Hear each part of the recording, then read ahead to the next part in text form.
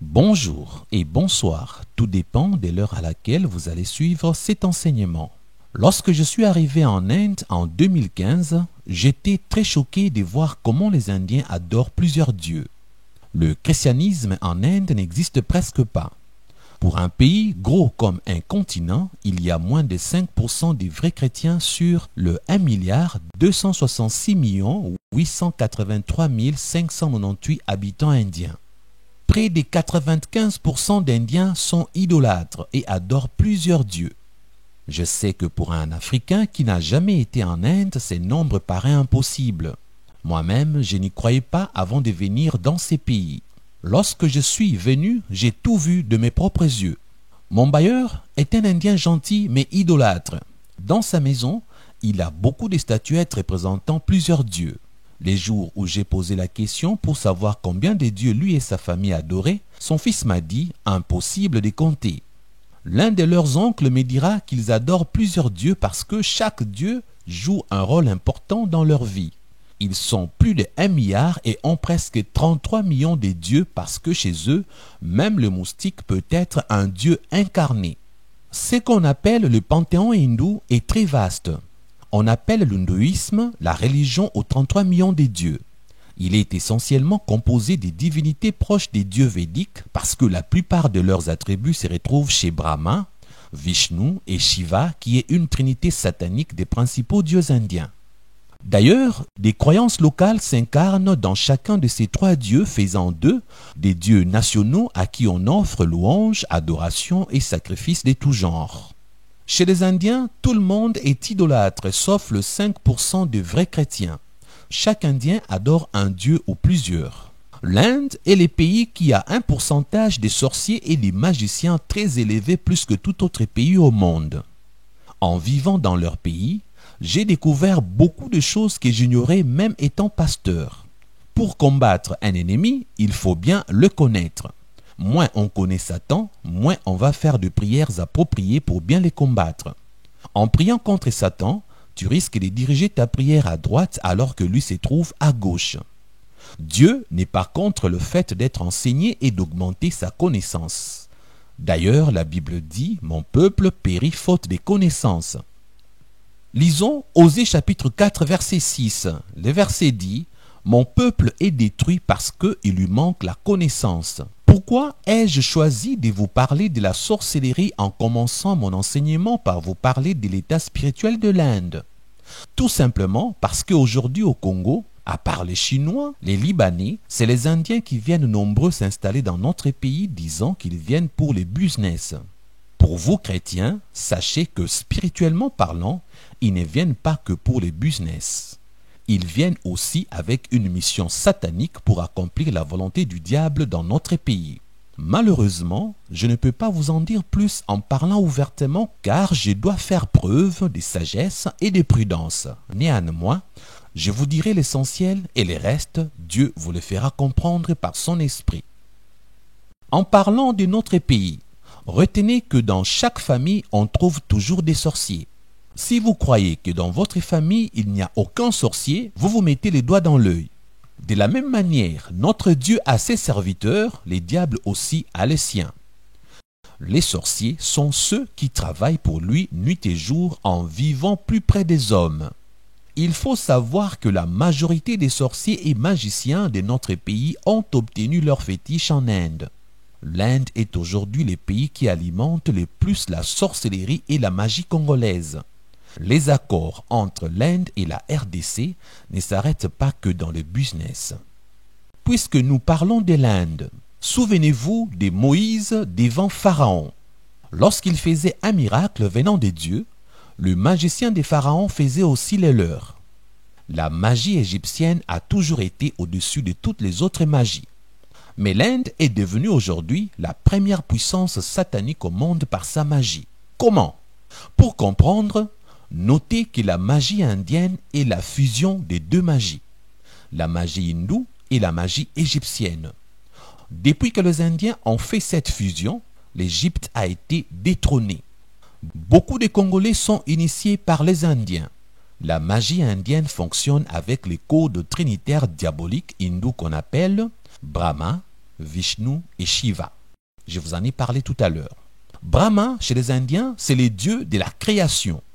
Vishnu, chez les Indiens, c'est le dieu de la préservation et Shiva, le dieu de la destruction. Donc, les sorciers et magiciens congolais, lorsqu'ils touchent à cette magie, ils ont pour mission finale la destruction. Tout homme ou femme qui n'a pas Dieu ou qui n'est pas un véritable chrétien est donc leur cible. La double mission d'un sorcier consiste à maudire et à tuer. Et je disais tout à l'heure que dans chaque famille, il y a des sorciers. Malheureusement, il n'y en a pas que dans nos familles. Il y en a également dans nos églises. C'est avec tristesse que je vous informe que certains serviteurs de Dieu congolais sont plongés dans la magie. Parmi ces serviteurs de Dieu plongés dans la magie, il y a des pasteurs, des prophètes, des prêtres et des musiciens. Malheureusement encore, ils ont des grandes églises et drainent la multitude. Ils sont les plus écoutés et les plus invités pour prêcher ça et là.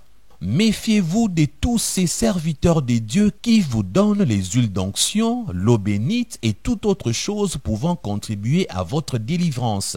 La Bible dit que par le nom de Jésus, nous pouvons vaincre Satan ainsi que ses démons. La Bible ne nous a pas demandé d'ajouter les huiles d'onction, l'eau bénite et toute autre chose. Faites donc attention. Lorsque vous acceptez ces choses-là provenant d'eux, c'est donc des malédictions que vous récoltez avec des possessions démoniaques. Pour les musiciens ayant touché à la magie, ils chantent des chansons ayant des codes sataniques. Ils peuvent vous pousser à adorer un démon en citant le nom de Jésus à la place. Vous entendez Jésus alors qu'il s'agit du nom d'un démon. Retenez aussi qu'au Congo, la vérité se cache souvent dans les rumeurs. N'ayez pas l'habitude de banaliser les rumeurs. Vaut mieux vous abstenir lorsque vous n'êtes pas d'accord avec les rumeurs plutôt que les ignorer. Je disais donc, vaut mieux vous abstenir lorsque vous n'êtes pas d'accord avec les rumeurs plutôt que les ignorer. Je vais vous donner une piste de solution pour comprendre ce que font les musiciens chrétiens magiciens. Lorsqu'ils chantent, ils évitent de chanter des thèmes tels que la sanctification et la sainteté. Ils évoquent plus des thèmes sur les bénédictions divines en citant des versets qui en parlent. Plus qu'ils utilisent la Bible, ils bluffent beaucoup de chrétiens, car nombreux sont des chrétiens qui pensent que lorsque les versets bibliques sont utilisés, cela signifie forcément que le musicien en question a eu son inspiration des dieux. Souvenez-vous de Satan. Lorsqu'il avait tenté Jésus dans le désert, il avait utilisé la parole de Dieu. L'usage des versets bibliques n'est pas la preuve que Dieu est dans l'affaire. Un autre détail, le musicien magicien et serviteur de Dieu magicien utilisent le nom de Jésus dans leurs chants et leurs prédications. Retenez que le nom de Jésus n'a de puissance que lorsqu'il sort de la bouche des vrais serviteurs qui le craignent. Les faux serviteurs peuvent utiliser le nom de Jésus, mais avec des motivations impures. Notez également que le diable a une technique qu'on appelle la Bible retournée. Elle consiste à utiliser la Bible à l'envers. Cela veut dire tordre la parole de Dieu en lui donnant un autre sens. Dans Actes chapitre 13, verset 6, il est écrit ce qui suit. Ayant ensuite traversé toute l'île jusqu'à Paphos, ils trouvèrent un certain magicien, faux prophète juif, nommé Bar-Jésus. Le diable étant très rusé, il peut ajouter un préfixe au nom de Jésus. En ces cas-là, il ne s'agit plus du vrai Jésus. La ruse est tellement fine qu'ils peuvent même bluffer vos oreilles. Ils ajoutent J devant Jésus. Cela devient J-Jésus. Si on l'écrivait, vous allez comprendre. Mais lorsqu'on le prononce, impossible de capter et d'entendre qu'ils ne disent pas Jésus, mais plutôt Jésus. Faites attention à Bar-Jésus. J'ouvre une parenthèse. J'aimerais attirer l'attention des chrétiens encore. La Bible dit dans Psaume chapitre 22, verset 3. « Pourtant, tu es le Saint, tu sièges au milieu des louanges d'Israël. » Bien-aimés frères et sœurs, Dieu siège au milieu des louanges de son peuple. Et les diables le savent. C'est ainsi qu'ils s'infiltrent dans la musique pour récupérer la place des dieux et siéger à sa place. Lorsque vous chantez un chant dit chrétien qui a un code démoniaque, c'est Satan que vous invitez. Et en ces moments-là, il vient siéger au milieu de vous. Et lorsque celui qui siège, il peut accomplir le faux miracle, vous donner des fausses sensations spirituelles avec but final de vous détruire ensuite. Choisissez finement vos chantres chrétiens et vos pasteurs. Vous n'êtes pas obligé de continuer à prier dans la même église que vos parents. Le salut est donc individuel. Faites vos propres choix avec l'aide du Saint-Esprit. Si vous priez dans une église où les pasteurs est magicien, sachez que chaque fois qu'il vous impose le main, ce sont les démons qu'il vous communique. Lorsqu'il prie pour vous, même sans vous imposer le main, c'est donc de malédiction qu'il prononce car il utilise la Bible à l'envers. Prenez conscience et cherchez votre délivrance, car si vous demeurez avec les malédictions prononcées par lui et le démon qu'il vous a transmis par l'imposition de main, rien ne marchera dans votre vie jusqu'à votre mort. Beaucoup de chrétiens pensent que la possession démoniaque se découvre uniquement lorsque une personne se met à trembler, elle entre en transe ou elle tombe par terre. Non mes frères, le diable est très rusé. Ces démons le sont aussi. Ils se cachent en silence et agissent avec ruse. N'oubliez pas ce que je vous ai déjà dit. Les sorciers et magiciens ont double mission. 1. Vous maudire pour vous faire souffrir et ensuite vous tuer. C'est la deuxième mission. Bien-aimés, on peut être délivré sans tomber par terre ni trembler en se trémoussant.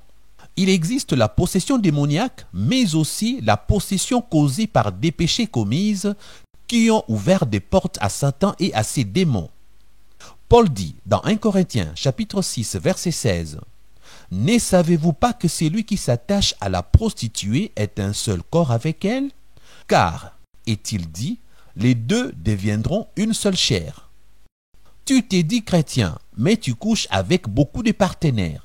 Tu es devenu une seule chair avec tous tes partenaires sexuels, ne l'oublie jamais, parce que la Bible en parle. Il existe aussi de MST spirituels. Il y a donc de maladies sexuellement transmissibles, mais aussi de maladies spirituellement transmissibles.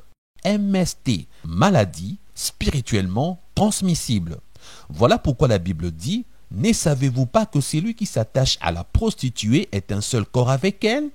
Car, est-il dit, les deux deviendront une seule chair. » Lorsqu'on parle de la prostituée ici, on fait juste mention à une personne qui n'est pas votre partenaire dans le mariage. Lorsque vous couchez avec toute personne que vous n'avez pas épousée, sachez que le rapport sexuel est un contrat.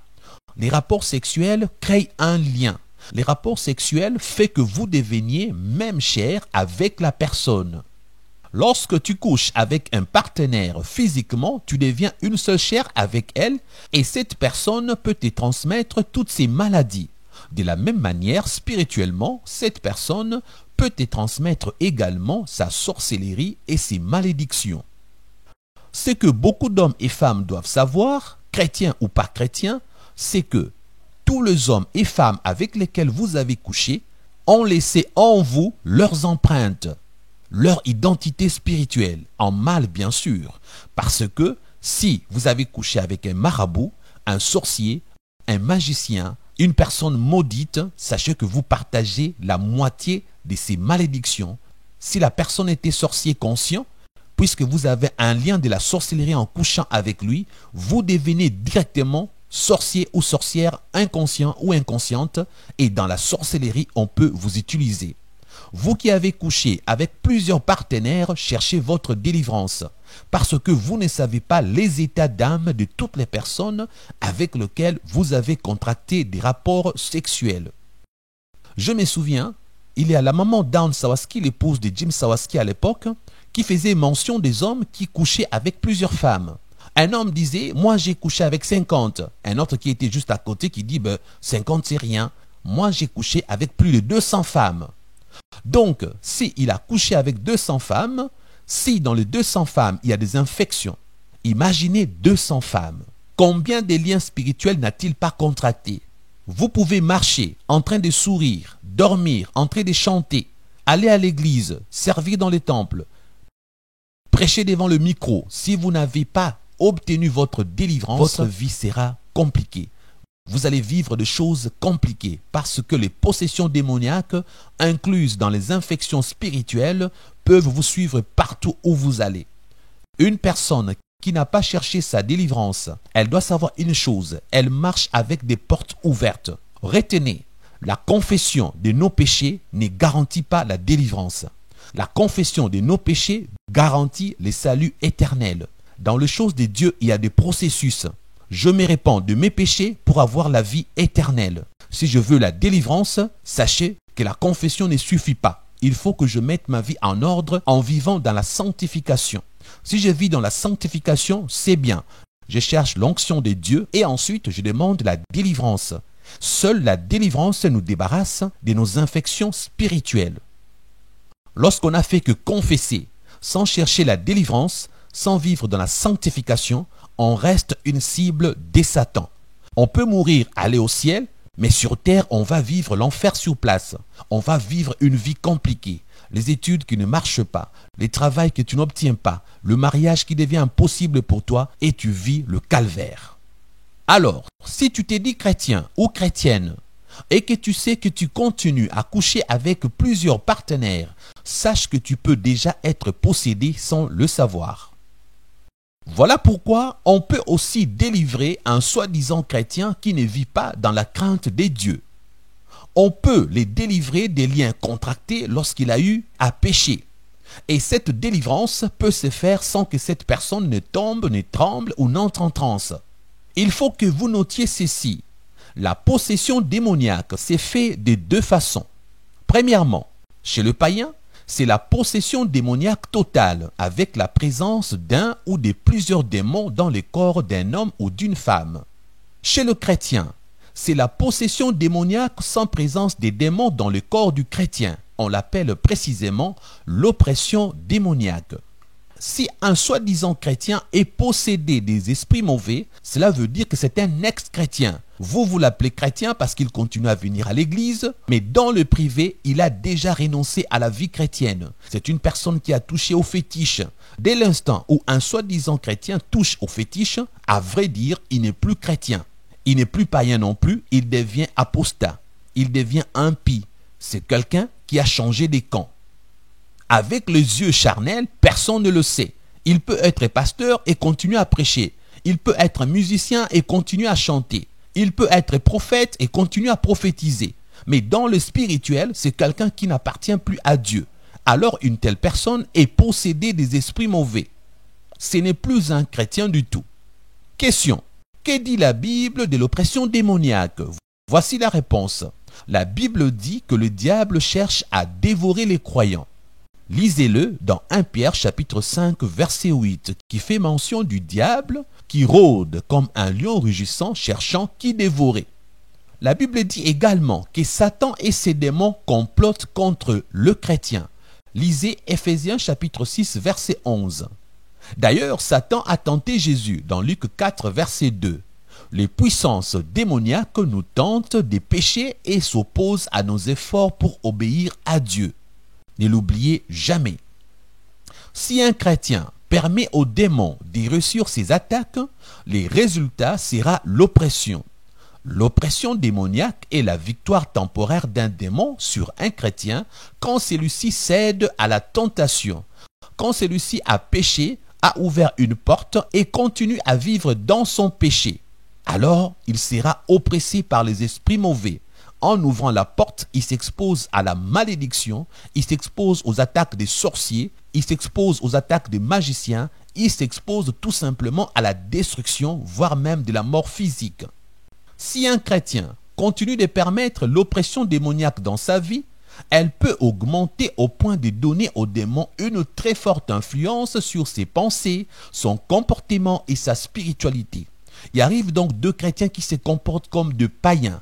Parce qu'ils ont demeuré dans le péché, ils sont restés longtemps dans leur péché, alors en ces moments-là, l'oppression est devenue tellement forte que même leurs comportements sont dictés. Même leurs conduites sont influencées par les démons. Ils deviennent envoûtés, font des choses innommables et indicibles.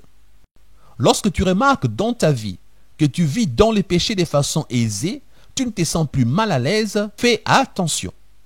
Le chrétien qui tolère continuellement les péchés dans leur vie s'ouvre à une oppression de plus en plus grande.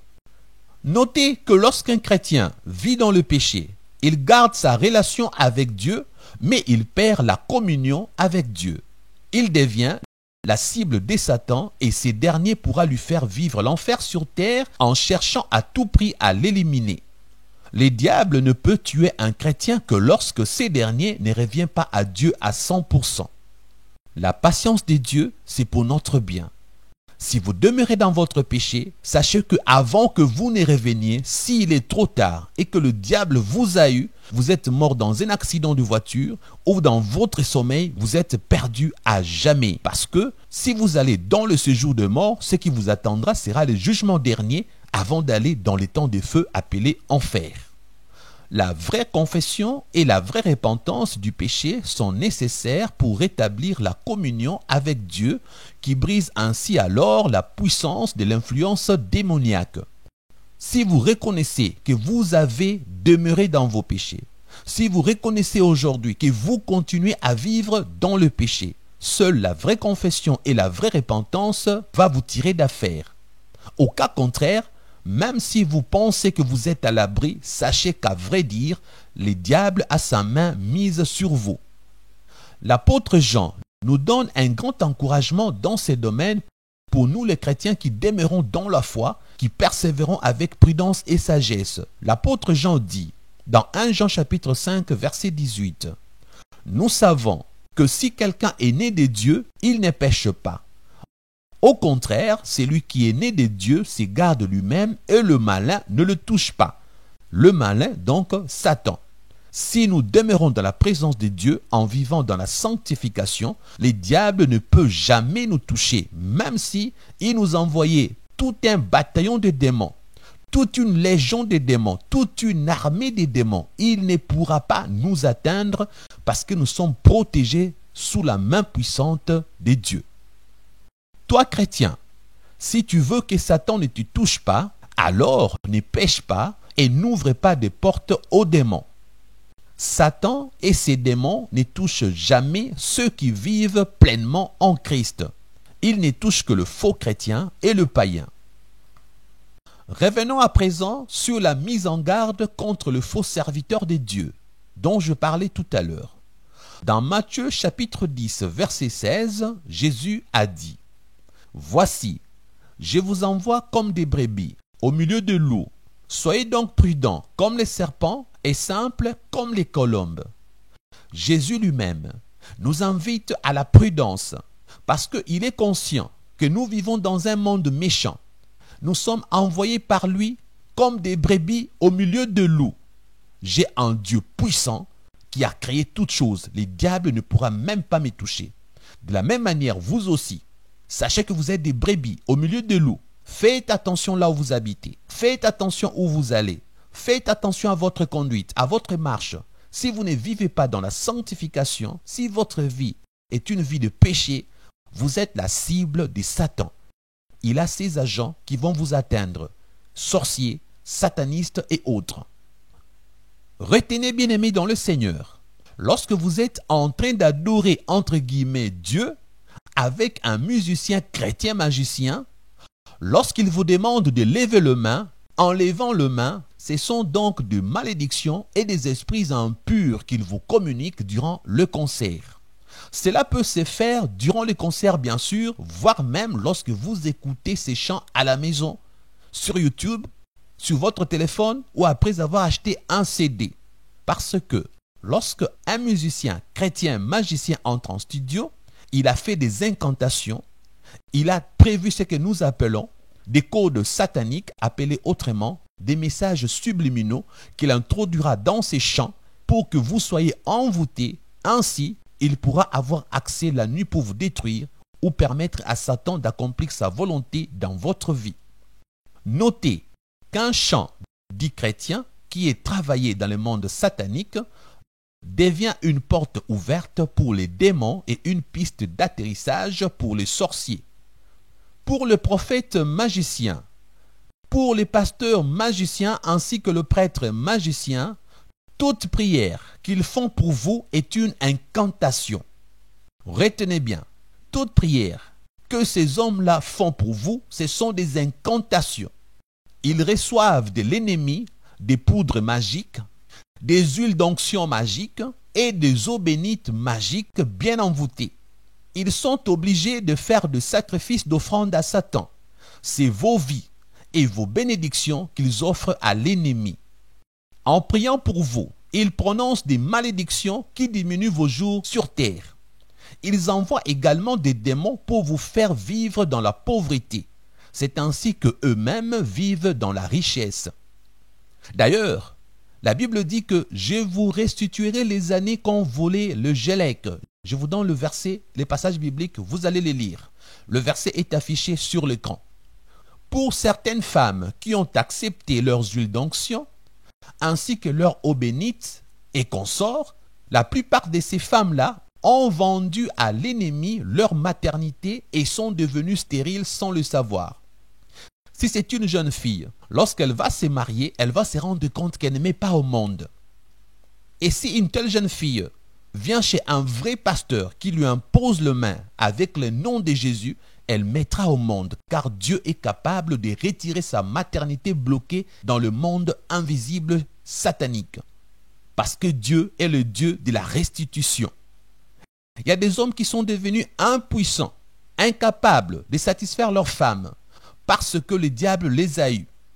Le diable a bloqué leur virilité. Ces hommes-là, avec une position de main d'un vrai pasteur, ils vont retrouver leur vigueur. Je vous le répète, la double mission des sorciers et magiciens consiste à maudire et à tuer. Chez les diables, il n'existe aucun bien. Même ceux qui servent Satan ne le servent que pour faire du mal aux autres ainsi que pour tuer. Du reste, il est dit dans Jean chapitre 10, verset 10, « Les voleurs ne viennent que pour dérober, égorger et détruire. Mais moi, je suis venu afin que le brebis ait la vie et qu'elle soit dans l'abondance. » Donc le diable, lorsqu'il envoie ses démons, ses sorciers, ses magiciens pour détruire la vie du chrétien, pour le rendre pauvre et malheureux, il dérobe à cet homme de Dieu, à cet enfant de Dieu, à ces chrétiens, le diable dérobe ses bénédictions. Après avoir dérobé ses bénédictions, le diable va chercher à les détruire. Voilà pourquoi Jean 10, verset 10 dit « Dérober, égorger et détruire ». Nous ne vous demandons pas d'avoir peur des sorciers et des magiciens, mais je peux même être précis. Si tu vis dans le péché, si ta vie n'est pas sanctifiée, ne dis pas « moi je n'ai pas peur des sorciers, je n'ai pas peur des magiciens ». Retenez, toi qui vis dans le péché, Satan est plus fort que toi. Toi qui vis dans le péché, le sorcier est plus fort que toi. Toi qui demeures dans le péché, le magicien est plus fort que toi. Avec la mission de dérober, d'égorger et de détruire, il va t'avoir. Voilà pourquoi beaucoup de chrétiens meurent accidentellement. Beaucoup de chrétiens vivent dans la pauvreté. Beaucoup de chrétiens sont atteints par Satan parce qu'ils ne vivent pas dans la sanctification ni dans la sainteté. Le voleur ne vient que pour dérober, égorger et détruire. Mais moi, je suis venu afin que le brebis ait la vie et qu'elle soit dans l'abondance. Notre Dieu est capable de restituer tout le bien que Satan a volé. Voilà pourquoi il est dit dans les Saintes Écritures, il a dépouillé les autorités, il a dépouillé les dominations, en triomphant d'elle par la croix. Alléluia. Donc, quand la Bible dit que Jésus a dépouillé les autorités, a dépouillé les dominations, on ne peut dépouiller que celui qui a à son actif beaucoup de choses. C'est pour dire que lorsque Christ était mort à la croix, il a dépouillé Satan. Il a ravi à Satan toute la bénédiction des enfants de Dieu qu'il était en train de bloquer. Si Satan t'a arraché ta sexualité, si Satan a arraché ta maternité, si Satan a arraché ta virilité, Jésus est capable de les dépouiller encore pour t'enrichir, pour te rendre riche parce qu'il a dit, lui, Il est venu afin que le brebis ait la vie et qu'elle soit dans l'abondance. Jésus-Christ est là pour te rendre riche, pour que toi tu vives dans l'abondance. Oui, certains sont étonnés lorsque je parle de Jésus qui rend riche. Riche ne veut pas dire que tu en auras trop. David a dit, j'ai été jeune, j'ai vieilli, je n'ai pas vu le juste mendier son pain, ni sa postérité. Un enfant de Dieu riche est un enfant de Dieu qui vit avec l'essentiel. Un enfant de Dieu riche est un enfant de Dieu qui ne manque pas à manger. C'est un enfant qui ne manque pas l'argent pour ses études et ne manque pas un bon emploi parce que Jésus a dit dans Jean 10, verset 10, « Je suis venu afin que le brebis, donc ses enfants, aient la vie et qu'elle soit dans l'abondance. » Si tu crois en cette parole, dis Amen.